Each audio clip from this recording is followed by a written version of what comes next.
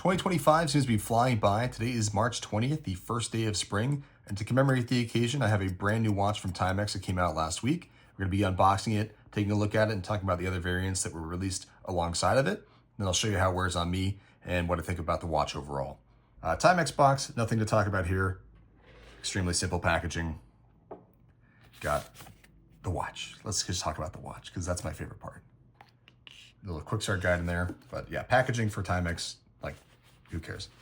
Let's just take the watch off the pillow here and I'll peel that sticker off.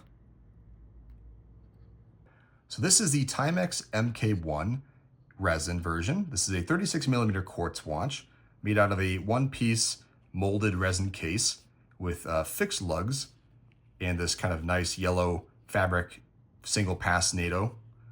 This is just a really fun, cheap little quartz watch. Reminds me a lot of the 1990s, even has that like 1990s Timex italicized font. And just, I don't know, I feel like this is a watch I just needed. I didn't know I needed it, but as soon as I saw it, I just had to buy it. $79, and this again is a 36mm case size, 12.5mm in case height, 18mm lugs, and a 30-meter water-resistant watch, as you can see, also designated by that wave logo here that Timex uses to say that the watch is water-resistant. And this watch is a reissue of the Mark I that MacGyver wore way back in the day. It's also the civilian version of a military issue that was used in the late 50s and 60s. So this watch came out in 3 different variants. There is a 36mm resin version that I have here. This came out in yellow and red. There's also a 36mm hand wind movement. I don't know exactly what movement is in that one. Timex's website is very vague on that. But there's also a 40mm automatic version in stainless steel that uses a miyota automatic movement in that.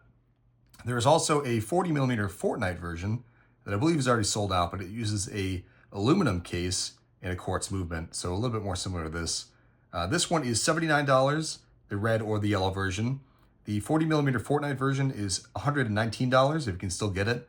The hand-wound 36mm version is $229, and the 40mm automatic miyota is $259. Taking a look at the back of the watch here. Again, we've got these fixed lugs, which is kind of interesting. It is a little bit disappointing if you're not a fan of NATOs, which I'm not really a crazy fan of NATO straps.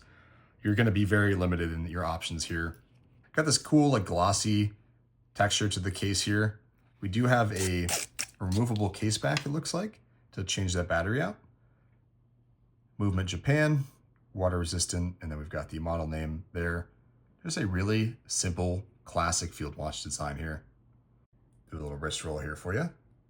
Show you how the 36mm watch wears on my 17cm wrist, which is also just about 6.7 inches.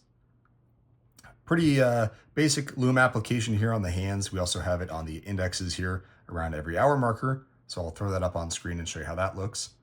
Really, really cool Timex watch that throws back to kind of another era. It reminds me of watches I had when I was a kid shopping at Walmart in the 1990s. So for that reason, there's a lot of nostalgia here for me, and I really like the watch, and that's why I bought it. Really hard to fault anything here. I know a lot of people are going to want the hand-wound version of the stainless steel version at 36mm. Personally, I already have a few Hamilton field watches, and I've got a Timex Expeditioner field watch from a few years back. That is a classic Timex reissue. There's nothing wrong with that watch, but it is a little bit played out in my collection personally. I've just got too many kind of mil-spec style field watches. So for this, for me rather, this is a really nice change of pace and a nice pop of color in the watch box to sit alongside some of those other watches that I previously mentioned. So what do you guys think? Do you like the Timex MK1 Resin? Do you like it in this yellow, vibrant yellow color, or would you rather get the red version? $79 is a little bit tough to justify for this watch, but I've also defended the Moon Swatch at $279 or whatever that is. So take my opinion with a grain of salt, I should say. If you like this kind of content, don't forget to subscribe and hit like on the video. It really helps with the channel. This is a pretty quick and easy unboxing today. And yeah, should be another one coming here in the next week or so. All right, take care.